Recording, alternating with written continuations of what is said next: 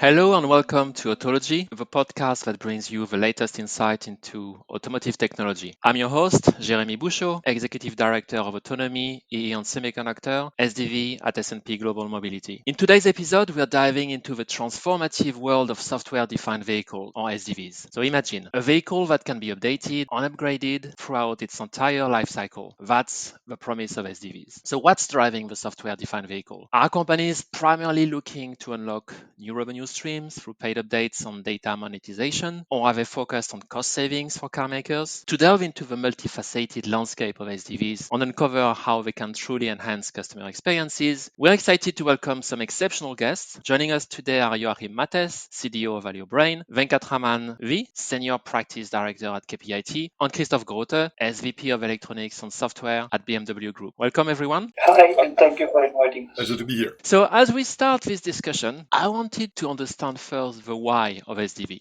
So what do you think are the main drivers for deploying SDVs? On how would you rank them in order of importance? So is it mostly about unlocking new revenue streams? Is it more about cost savings on the development cost, on the software cost, on the hardware cost? Is it about improving customer experience? Or are there other factors here we should keep in mind? So, Christoph, at BMW here at the car maker, you're the closest to customers from all of us. So I would, why don't you start?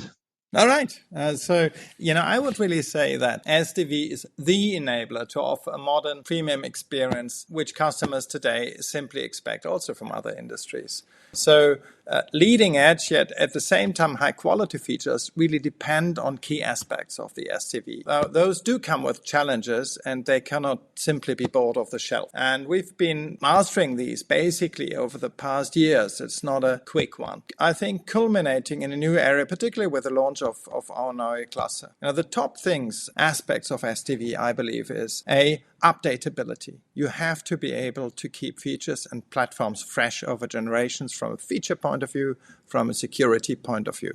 Scalability, I think, is also important. We build many different cars, from Mini to Rolls-Royce, to share as much software as possible across those cars, and over generations is absolutely key. I think another key aspect, particularly from an economical point of view, taking more the analyst perspective, is without an evolutionary code base that does share code cross generations, I think you're not able to survive in the long run as a software company that we believe ourselves to be also. Another top feature, I think, is the world is large and diverse and increasingly complicated. Then, feature platform separation is another SDV aspect, which does allow basically to localize features, particularly important for China, where we work, for example, with a lot of local partners and also Chinese developers within BMW on the same platform. So that globalization is another, I think, key reason for SDV to decouple the various elements. Okay, interesting. So it goes both ways to offer features on all platforms, but also to be able to offer very specific features on one particular region. That's very interesting. Okay, Joachim, do you want to comment on your view from Valeo's side? Well, Christoph, you already gave a very comprehensive overview, and there's no doubt that as consumers we have already educated. I would say we've gotten used to the smart devices that we're interacting with to always be up to date, etc. Now, for the cars, obviously we deal with a very complex device that also has a long lifetime. It's a big investment, and we want to keep that investment attractive for as long as possible. So, as you said, Christoph, updatability is absolutely key. Now, a challenge that we have to address collectively is that unlike in the past where you were developing and then the product was done and you could assign your resources to other tasks, now we have activities and efforts that have to continue over the lifetime of the product. First, to keep it attractive, but ultimately, of course, to keep it safe for all of that. And as a consequence, there are efforts and there are expenditures that have not been covered by the traditional business models. So we also have to, let's say, bring along consumers to a point where we can generate recurring revenues to then invest into these updates. And those updates themselves, and you hinted on that already, but they require as well the hardware to be there, right? I mean, of course, we all love to have new features, but it means that your hardware has to have sufficient compute headroom or memory or whatever it is, or that, like with our phones, you have, let's say, a number of cameras or sensors already there that then allow app developers to actually leverage those. So unfortunately means that also there's a higher invest into hardware at the outset that then you can, of course, recover by having new features in over lifetime, and probably as well multiple times sell then those functionalities. So it has forced everybody, I guess, to relook at architectures, to find ways of standardizing, of centralizing as well. And Christoph, you mentioned Neue Klasse, right, with 4 super brains. So that's I think, an excellent example of then laying a foundation from an architectural point of view that allows those vehicles to be attractive and fresh for a long time. Thank you, Joachim. And I'm glad you already bring the topic of hardware, because that's one topic I wanted to mention. I wanted to make sure we also address today. It's fundamental. Venkat, do you want to bring us your point of view here from KPIT's perspective? Yes. I think most of the points have largely been covered by Christoph and Joachim, but also how do you give an integrated experience which is across multiple domains? Because today the experiences are very siloed. And how do you do that? In the short term, we see that the OEMs are going to focus on collecting all the relevant data and the usage of the cars by the users. And in the medium term, the focus is going to shift towards how do you cut down the software development time so that there is always a refresh that the user experiences with the car. And then how do you reduce the overall cost of all of these developments? And finally, a topic that was touched by both Joachim and Grote, which is how do you monetize these unique experiences of the users. And we think these are the key things that the OEMs are going to look for adopting SD. Okay, no, that's a good point. And let's continue on your last point here, data monetization or new recurrent revenue streams, as Joachim, you were describing this. I remember over the last 2-3 years, we've seen very bullish, I would say, announcement from a number of car makers. Stellantis repeated a number of times they want to make 20 billion euro with new revenue streams associated with software by 2030. And there seemed to be a magic number around 2025. We've got $25 billion by GM in the same time frame, or 20% of revenue for Volkswagen and for Renault, I think. So this is really a lot. So I would like to have your honest opinion here, if you can. Are these revenue targets, these new revenue targets here, are they realistic, or is it wishful thinking, especially now that our forecast here for electric cars is going down a little bit? On which application, which software-driven services or new revenue streams are really what applications are really going to unlock a lot of new revenue streams here for the OEMs? Venkat, you have the last one talking on this topic. Do you want to start? Sure. I think, if we look at the consumer industry, there has already been a certain precedent that has happened over there in terms of how users adapt technology and how their behavior moves ahead. And what we've always seen is customers first pay for convenience, and then for safety, and then entertainment comes last. So in case of automotive, the way the product has always been perceived as safety is a given thing. So that's not something that the customers are going to be very comfortable paying for, because that's a basic expectation from the car itself. But then if there are certain features that are bucketed under convenience, that's going to be opted for faster by customers. Okay. On you, Christoph, from a car maker point of view, what's your view on what's really going to enable BMW to unlock new revenue here? I think, as Venkat said, it's something that has a lot to do with consumer behavior, and it's certainly something that takes stamina. If you discover in an analyst conference, next year we're going to change our revenue model digitally from 0 to 1, it's never going to happen. So, we've been doing this actually for many years, and we see a very steady growth in those things. Let me give you a few examples. We've got quite a few functions on demand available already today, and customers do appreciate the possibility to decide on a post-factory feature update. It does take out some of the stress when you decide to buy a car. And giving you one example for the Neue Klasse, that was mentioned before, has a full ADAS system that also our partner Valeo is involved in. And the good thing about it is, when you buy a Neue Klasse, every single customer gets that hardware. And now the decision on whether you like the driver assistance features or not, you can give it a try for free. if you do like it, you can basically sign up to it. I think from a customer perspective, that makes life easier because you decide on what you experience rather than having all the strain to have too many decisions kind of paper-based. That's why we decided to actually do this. At the same time, we do see a lot of other smaller features that in breadth come into the car. I'll give you one feature. For example, if you take a BMW, parking is always a bit of a painful experience. You have to pay afterwards, find the machine, you have to open the window and buy a ticket and so on. So a digital payment for parking is something where, for example, in BMW, you just drive to the parking lot. Within the car, it would ask you, do you want to pay digitally? So that parking service is seamlessly integrated in your experience. People like that. They do adopt this very quickly. So my bottom line is it takes time in the same way as it took a long time in the smartphone ecosystem, but it is, in the long run, it will be an important revenue stream. And more importantly, also the customers will value the experience, as Venkat said. Maybe a very quick comment there, based on what you also mentioned a little earlier in your introduction, Christoph. We probably have to look at it from a geographical perspective too, right? Mm-hmm. That we all bring our cultural background, and maybe some people are more or less open to such new approaches because it requires a change of mindset. But I believe one element of what we can see, and with everybody talking about China's speed, it's actually driven by Chinese consumer desires, right? And an openness and a willingness to adopt new things. And what you just said in terms of parking, we probably have all seen that in China too, right? It's something where it's actually a pull from the market. Coming back to your first question, there's really an end consumer desire to have this. Yeah, I completely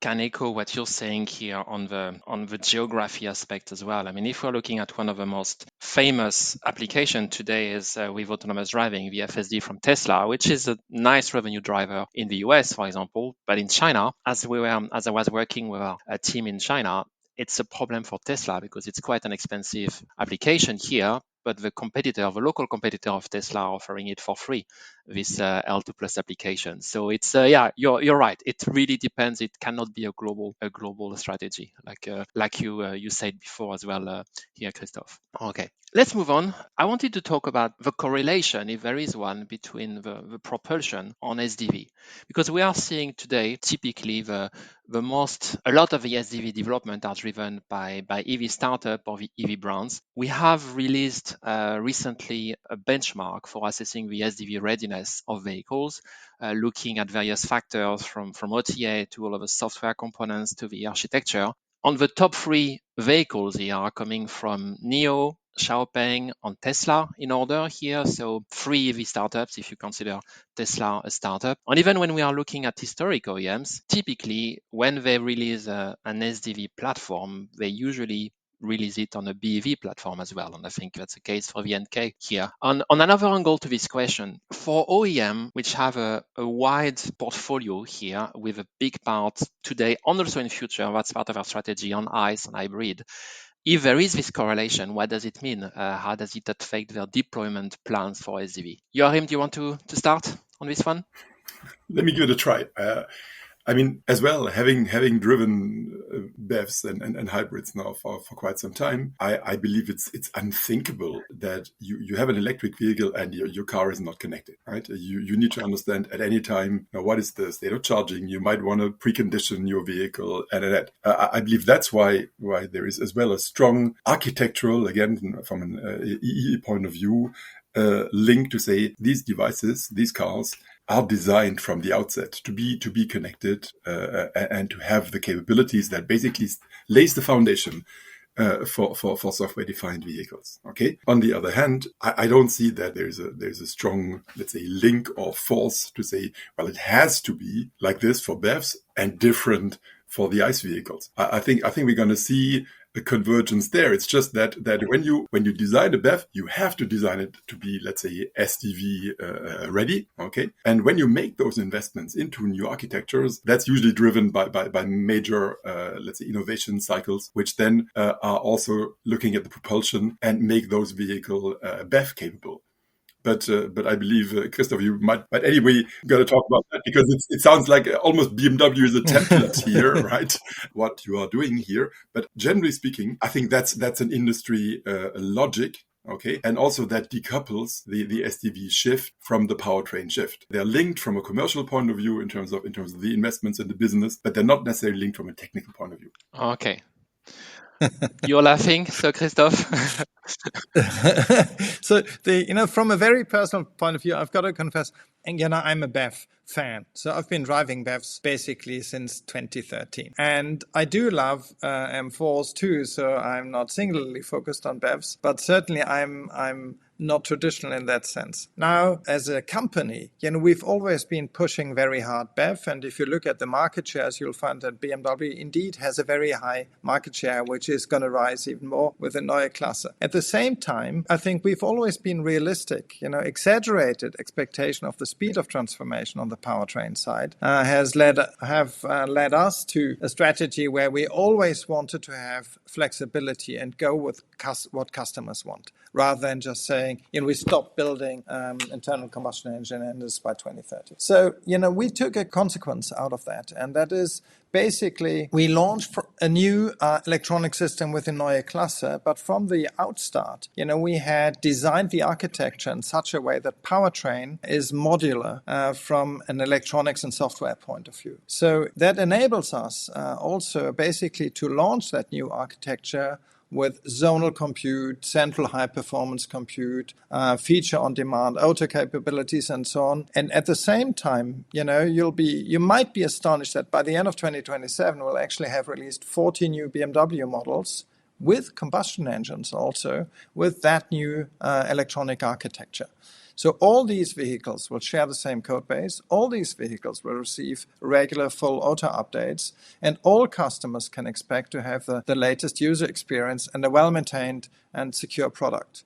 And also from an economical point of view, all BMW developers will focus on just one electronics platform. Mind you, a lot of the code is shared across hardware generations. And so my bottom line is that's a correlation that you're pointing out, but there's no, as Joachim said, there's no technical reason that should stop you to build a full-blown SDV also for other powertrains, as we do.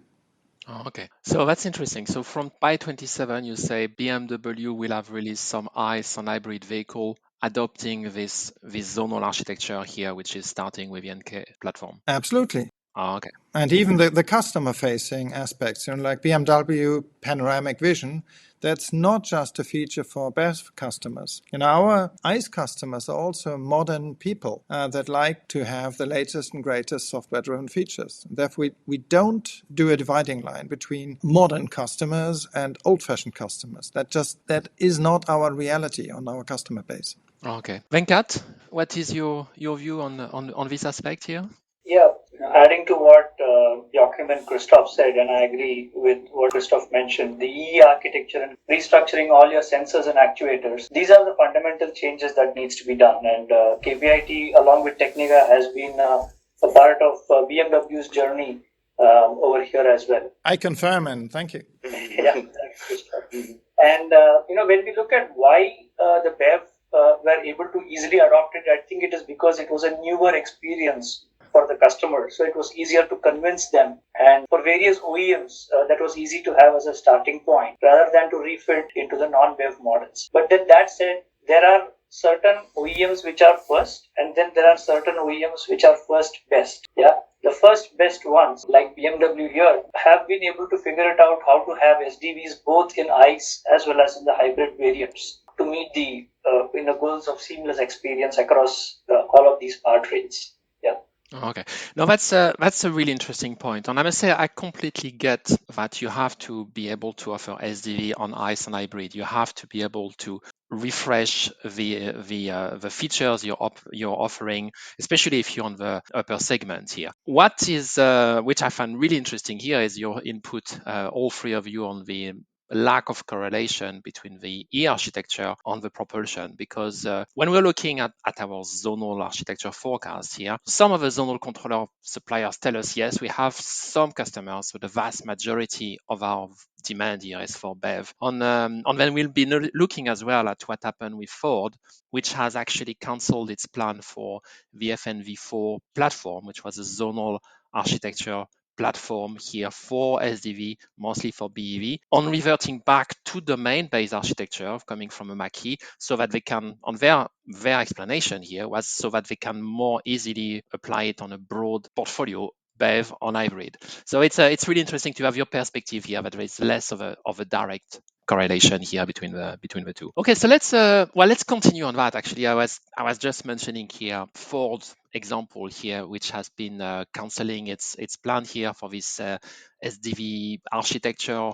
FNV4 here, that was in April. We had a lot of other examples over the past few years here of historic OEMs struggling here on their roadmap here on executing, on deploying SDV with dedicated architecture. We've got Volvo has been more than 2 years late with this EX90. GM, the plan was to deploy a new architecture for SDV from 27 with central computer, zone controller. We now see it in our forecast. We are postponing it by probably 2 years. Last example, very fresh here, Alfa Romeo from Stellantis, the very first SDV vehicle with zonal architecture was planned with a Stelvio in 26. It's been just announced it's going to be delayed. So a cascade of announcement here recently. So that's why, Christoph, I'm really pleased to have you on the panel, because delivering on time on the launch of an SDV platform like the Neue Klasse, it's rather the exception than the rule for traditional OEM. So what do you think, if we're thinking of that, what do you think are the main challenges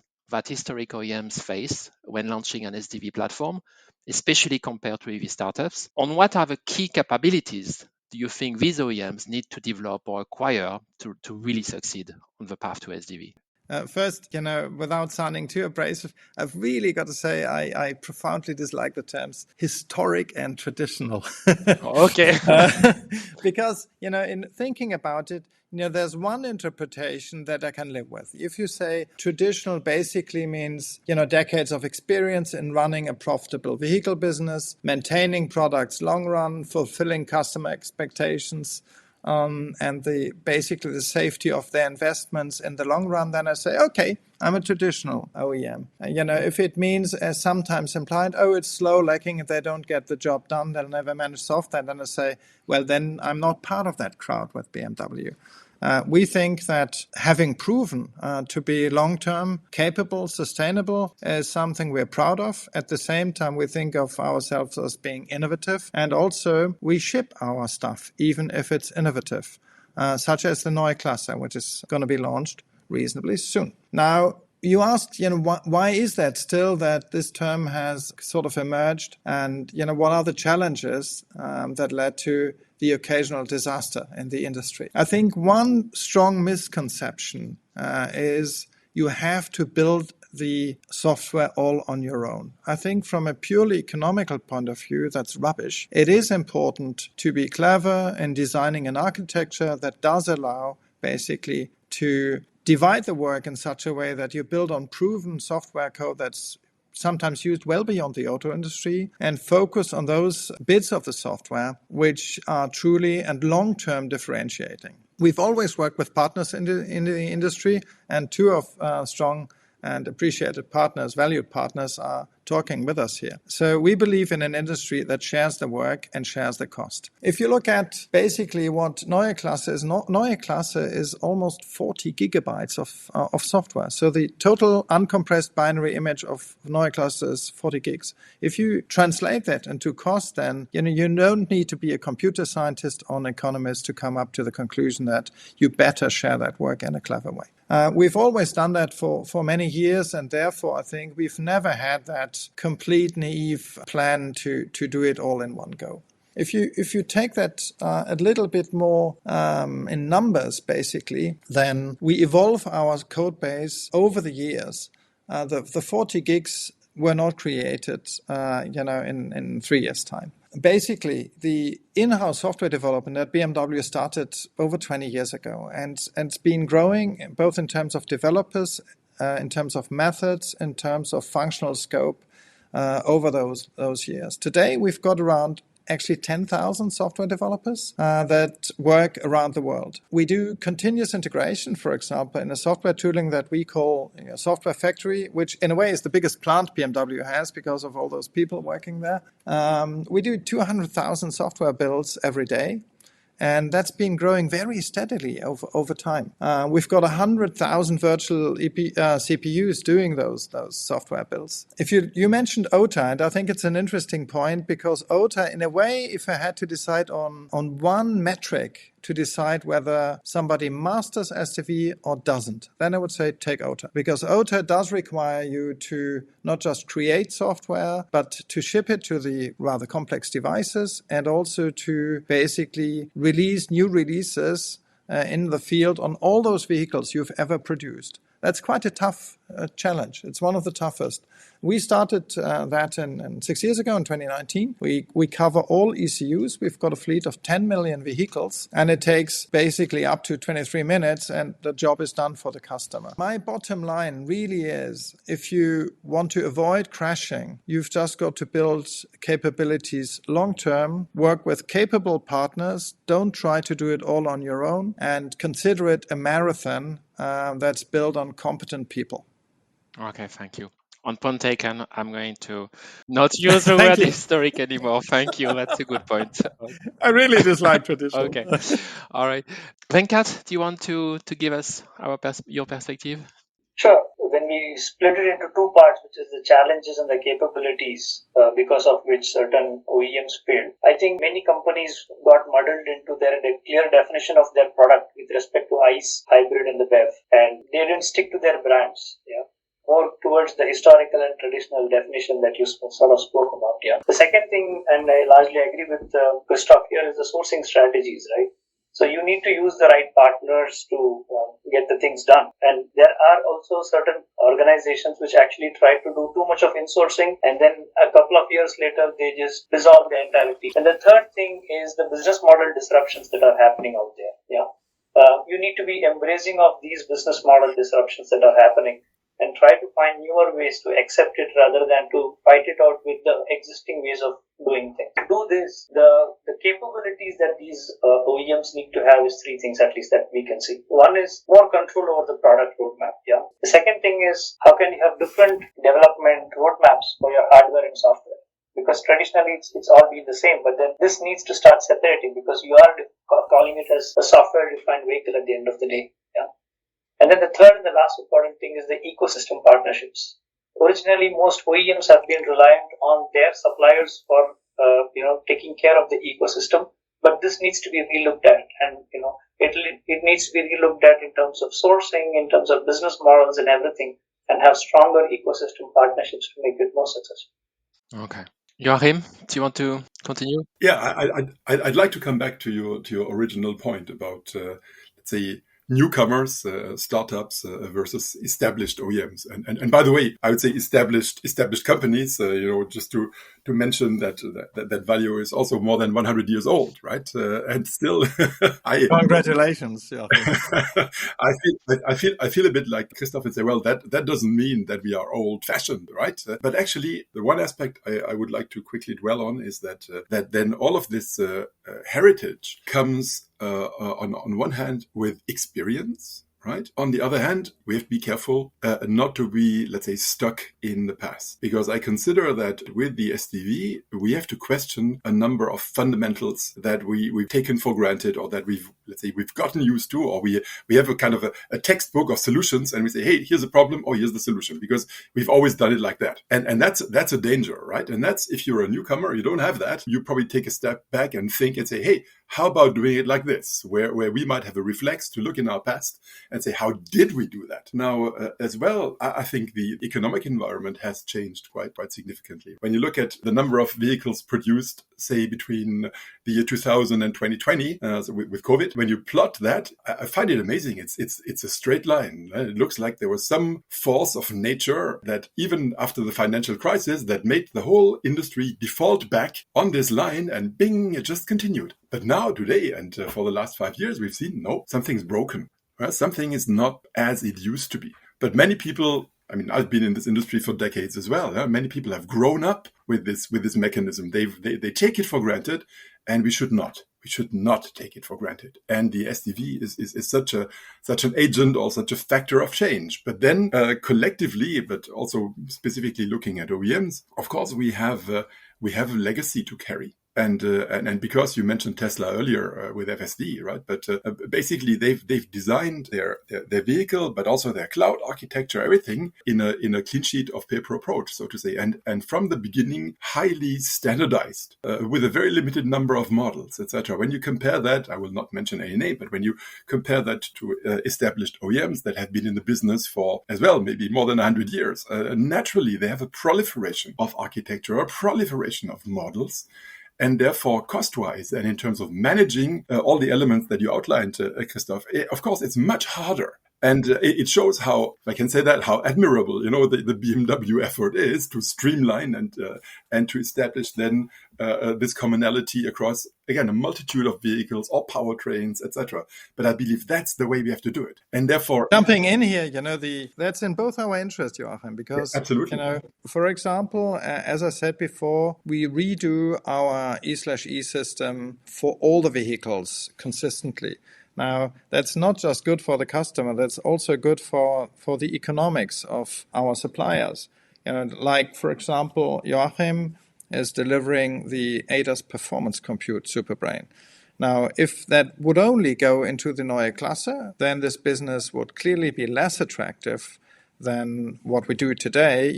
We renovate basically all the other vehicles. So that same superbrain goes into the existing fleet. And therefore, I think managing legacy and replacing it by something more up to date is our business that we jointly do with our first tiers and engineering partners such as KPIT. If I may quickly come back to this, because my other point is actually about the way we cooperate, we collaborate, right? And you said first tier, and again that's the traditional way, right? So okay, OEM, tier one. Sure, it's an old term. I take it off the vocabulary. Yeah, but I'm starting to get frustrated with that. I understand that because I believe that model is broken.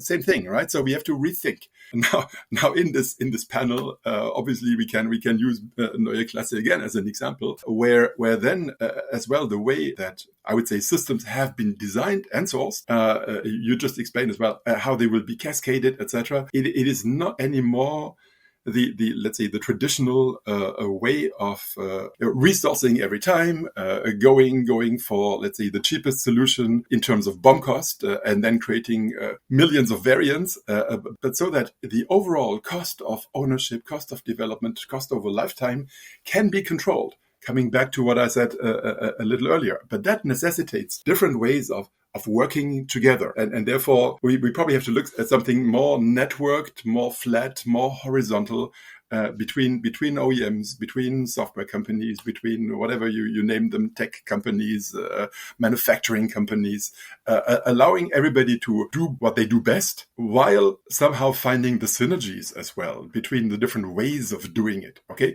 and for that, I think there is no model.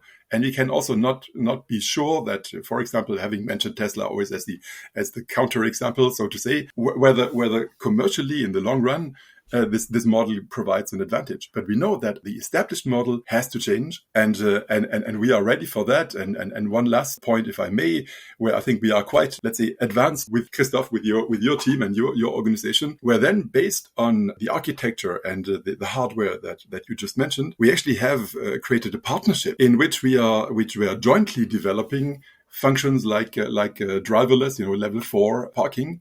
Leveraging as well connectivity, leveraging the cloud, the backend in terms of fleet learning, etc. Which is, at least from my point of view, it's a completely separate project. It is not linked to the sourcing of the hardware in any way, and it's not a traditional way of let's say give and take, but it's really a partnership as well in terms of sharing, in terms of white box development and so on. That allows us overall to be faster and then to scale quicker as well.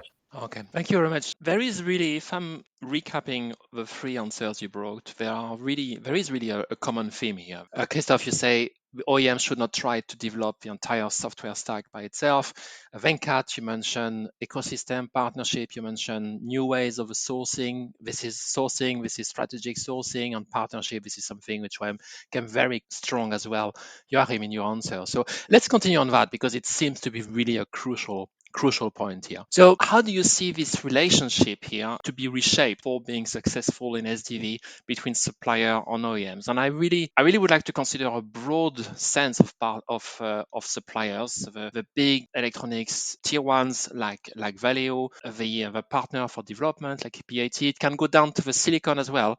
Joachim, you were mentioning autonomous driving, where you're a partner with Valeo for this, but there is also the Qualcomm implicated as well, as far as I understand, for the NK platform. So how are these relationships changing now for SDV for being successful compared to the way we used to do business together in this industry? Who wants to have a go? I can briefly build on what Joachim said. Okay. I think the traditional relationship, and I use it one last time, Joachim, between OEM and first tiers, that isn't even today not reality anymore.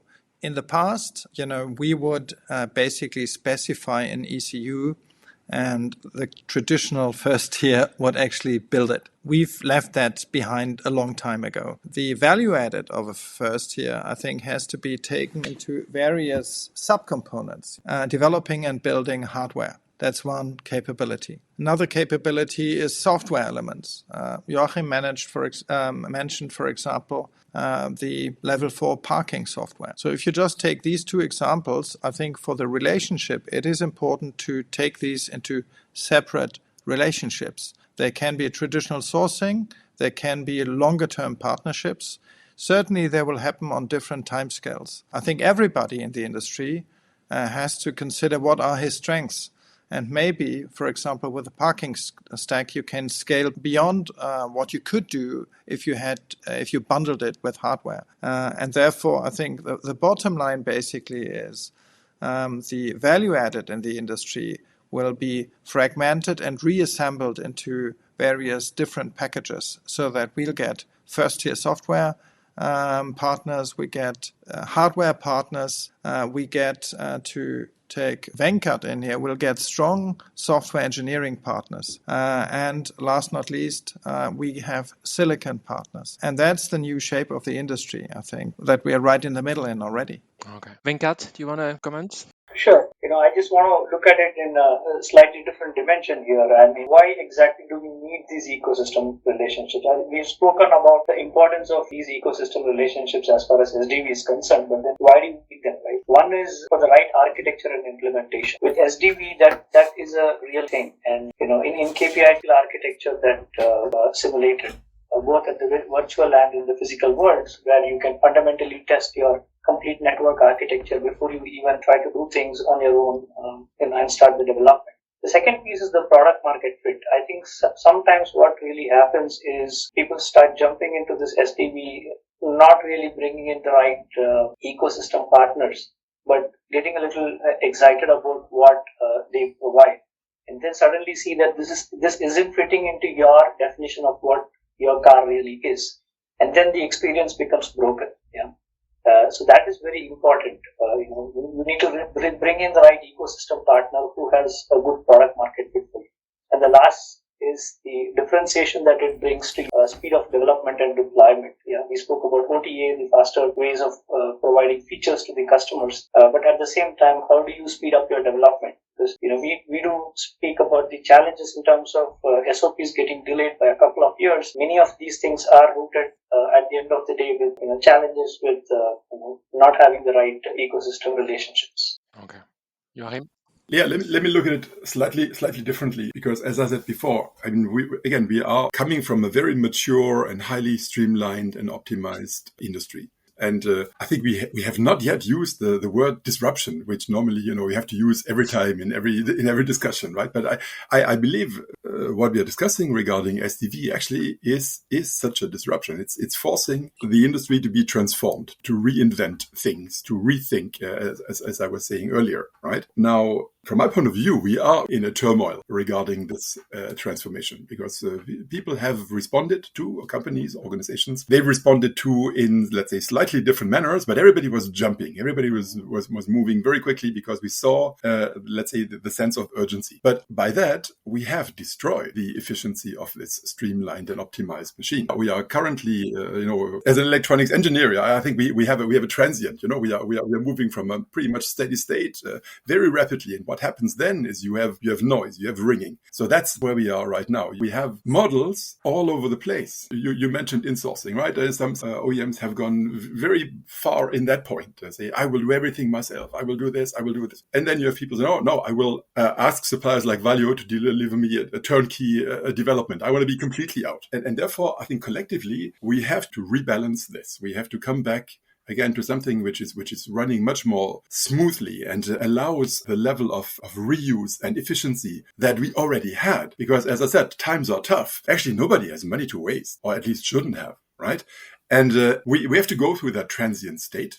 For that time, again, I can only speak for Valeo, but we are organizing to be able to cover that spectrum in principle from, if you want, build to print, at one extreme to full system integration. And that's a stretch for any company, right? In terms of the overheads you can afford and so on. So I think it's not sustainable in the long run for the industry. But of course, we need that flexibility and we've built it. So we are also structuring internally more into these smaller specialized entities that you've kind of alluded to as well, Christoph.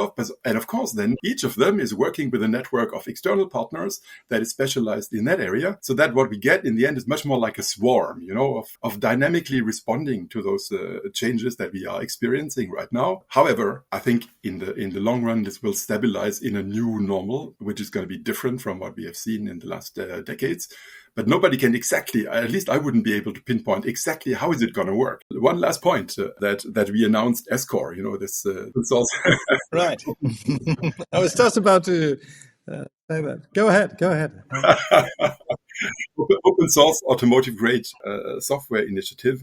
And I believe this can be a template for this new normal. The open source thinking, the collaboration on shared standards, so that sorry, Christoph, but not every OEM has their own vertical, and then we who work across OEMs have to spend money and resources that are really not adding value by adapting here, so that you can reuse things. So reuse of hardware, reuse of software, standardization of interfaces. These are some of the key elements that I see making us successful in the collaboration going forward. It will shift somewhat the way we compete as well, because the competition will still be there, right? And again, S-Core, I think, is a great example for this. Okay. So, just latching onto that very briefly, Venkat mentioned this too. I think one key element for a bright future is actually that ecosystem thinking. And open source, in this case, built on a very well-established foundation, Eclipse, SDV, I think is a very practical way where those contributors, wherever they come from, that think themselves as competent can contribute, particularly on those layers of the SDV which are non-differentiating towards the customer. To me, that's a modern way of collaboration, and that's why we very decidedly support the project that Joachim mentioned as part of the Eclipse Foundation. We are a strong contributor also in real code. Okay. Well, I'm glad you mentioned this Eclipse initiative here with VDA, because I wanted to ask about this consortium. And just to clarify, so it's for the non-differentiating part of the work, so the software. So it means would be middleware, OS, or is it where it stays on then everything which is application software? And tooling, I would add. Tooling makes sense. Tooling is important because ecosystems without tooling, that's always seriously underestimated. You have to keep your developers happy, and developers like to have mature and feature-rich tooling. Okay, good, very well.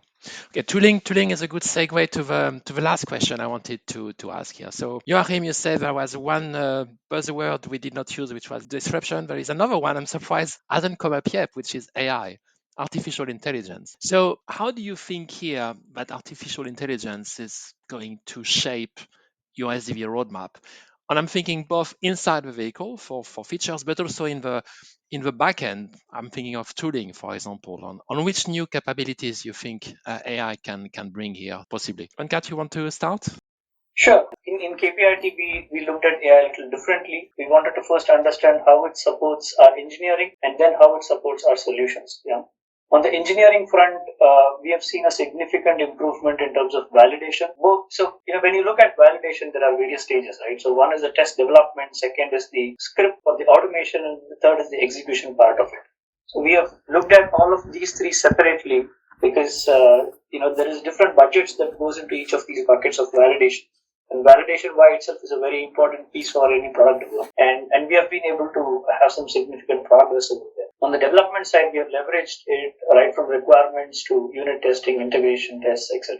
Coming to the solutions part of it, it has improved our diagnostic solutions where users are able to query our AI engine to really understand where this possible issue could be.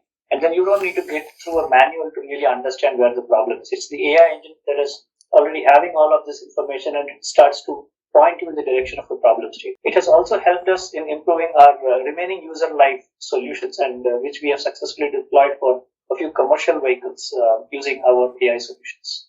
ADAS algorithms is something that is quite known in the industry today.